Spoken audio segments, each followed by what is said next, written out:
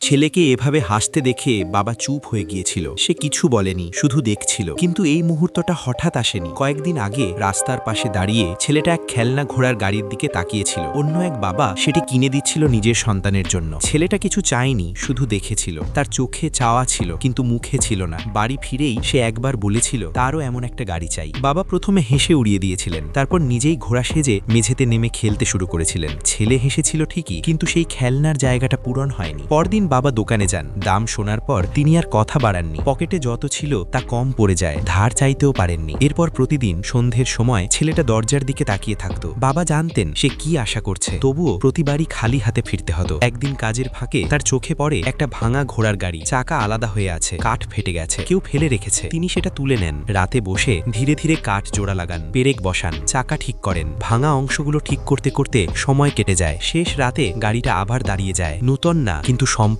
বাড়ি ফিরে তিনি ছেলেকে ডাকেন। ছেলে এসে থেমে যায়, কিছু সেকেন্ড শুধু তাকিয়ে থাকে, তারপর গাড়িটা ছুঁয়ে দেখে। মুখে ধীরে ধীরে হাসি ফুটে ওঠে।